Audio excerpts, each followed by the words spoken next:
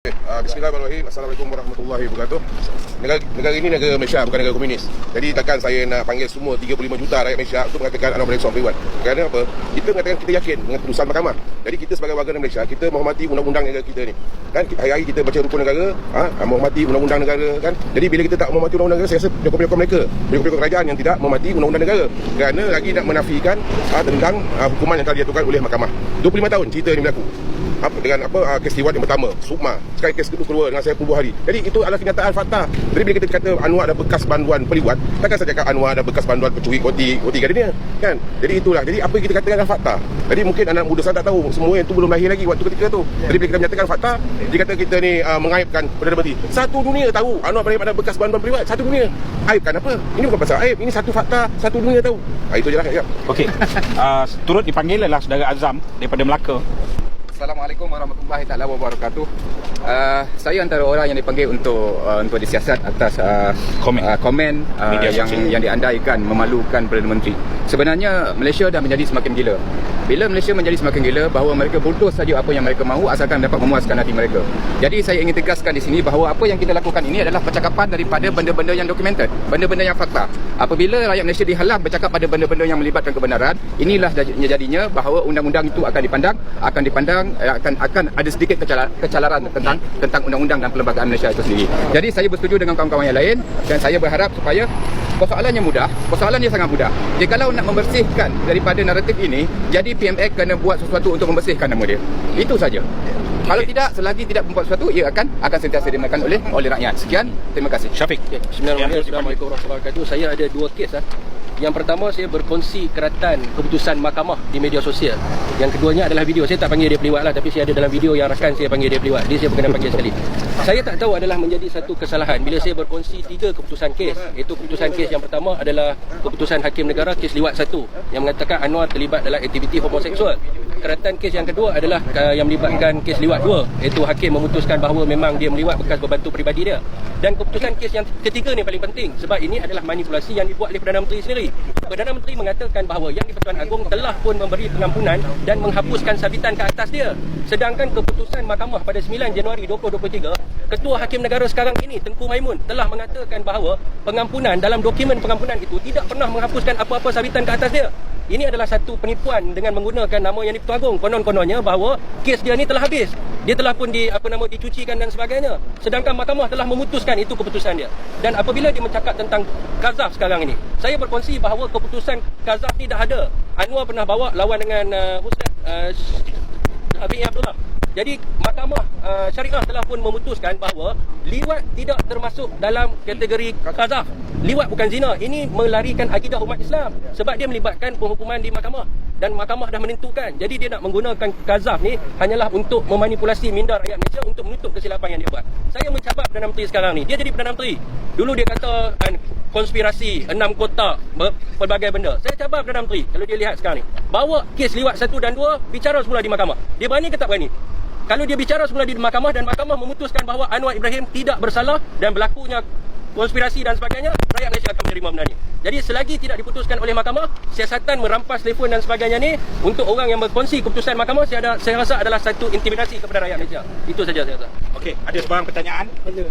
Masa saya pergi ke Jawi ikut rombongan yang buat report tu Jawi, tak ada pula disebut Kazaf untuk kes lama, kes baru. Ada mungkin dia masuk kes baru di Jana Baik ke di Jakarta. Yang awak tu kes lama. So, mungkin ada kes baru dia masuk. Itu tak pasti sebab Anwar Ibrahim ni dia ada banyak kes.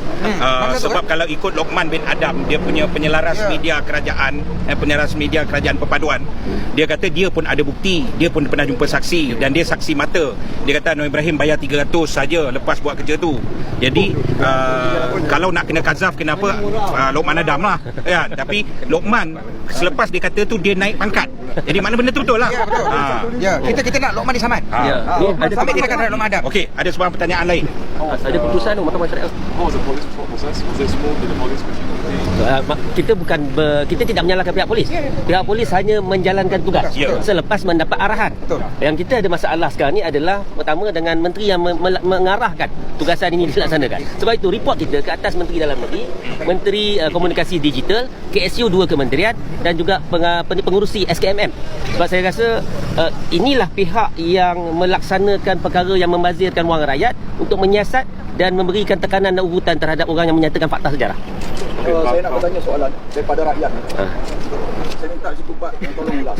Ini banyak video daripada Lokman Nur Adam, seorang pengarah komunikasi UMNO, dan jelas lah dalam mana TikTok apa semua ada dia. Ya, dia nyatakan bahawa Anwar ni peliwat, dia berani cabar-cabar. Jadi kita minta kerajaan ni ambil tindakan kepada Lokman Nur Adam. Walaupun dia daripada belah pemerintah, keadilan ataupun undang-undang ini tidak ada perbezaannya. Dia mesti setara dan juga adil kepada semua rakyat dan semua manusia dalam negara kita ini. Minta sikit komen. Pertama, saya setuju semua yang dicakap. Yang kedua ialah Lokman berada di pihak yang benar kerana dia naik pangkat. Kerana dia pangkat. Jadi benda yang dia cakap itu betul lah. Okey, ada soalan lagi? Ada soalan lagi? May I know what was the process of this comment about the Peliwat comment? When did it start? How did it start? As mentioned by Rafiq just now. It started actually from the day when Anwar was challenged openly by the Putrajaya MP in Dewan Rakyat. There wasn't any swift response from the Prime Minister when he was confronted with that fact. Thereafter, we see that there is this concerted effort by those in government trying to silence the critics. Now, as stated earlier by my friends, it's very clear that there are several court authorities which confirm that Anwar had engaged in homosexual activities. That's one of the decisions in the courts. And thereafter, there's also another decision which was the subject matter of a pardon. Now, we see also social media influencers who are allegedly, and I think can be confirmed to have been paid by the government, who are pro-government, who are trying now to whitewash the whole thing by saying that the pardon actually cleansed Anwar Ibrahim, which was never the case in the first place. Now, it's okay for them to criticize and say whatever they want to say, but why is it fair when those who are actually criticizing Anwar Ibrahim are called up by the police?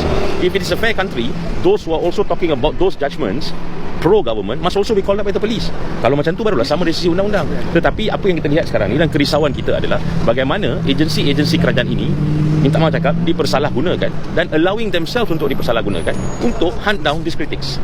Itu je. In fact, ada satu point yang dibuat oleh Cikgu Bat tadi very valid. Those yang bercakap against the decision of the court is actually an act of contempt of the court. Dan sepatutnya mereka tu yang kena tindakan. Ini sebaliknya. Kalau kata mereka yang dikenakan tindakan, dan kita setuju bahawa menghina mahkamah itu memang satu kesalahan jenayah. Menyatakan fakta keputusan mahkamah itu bukan kesalahan jenayah. Actually, the police is responding to various reports made by PMK and also BIM. Because they made report to Jawi, then they made a police report. There is a several report daripada pejabat-pejabat menteri yang kononnya kami menghina Perdana Menteri. Tapi ini semua adalah buang masa dan buang resources yang ada.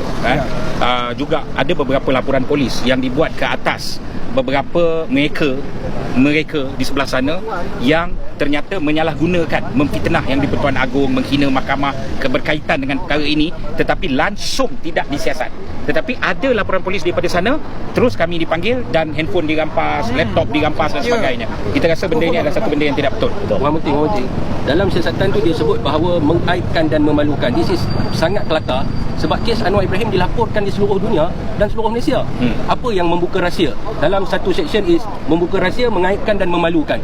What kind of secret yang kita buka? Semua tahu, media pun dah melaporkan dulu. Jadi itu saya rasa sangat lawa. Okey, jadi sebagai conclusionnya, laporan polis ini akan dipanjangkan dan akan dibuat, dan kita bagi tahu kita akan pecah Malaysia Book of Record. Laporan polis ini akan buat banyak, dan kita juga hari ini ada kehadiran Cikgu Zai daripada NGO Pembela dan Ketua Penerangan Perkasa. Kita akan kumpulkan semua kekuatan masyarakat daripada pelbagai ini. Isu dia ialah rakyat tengah susah. Jadi Perdana Menteri jangan buang masa untuk cuci diri sendiri yang memang Anwar Ibrahim seorang peliwat. Jadi sudah terima kasih pada semua. Salam dua kampit. Jadi kau memang yakin betul lah. Bukan serentak. Ia bermula hari ini, tetapi bukan serentak. Esok akan beberapa tempat di Johor, Penang dan Pahang. Jadi kamu semua pun memang yakin lah. Memang yakin. Kita sebut yang kita yakin dengan keputusan mahkamah bahawa Anwar seorang peliwat. Okey. 1, 2, 3. Kami yakin dengan keputusan mahkamah Anwar Ibrahim seorang peliwat.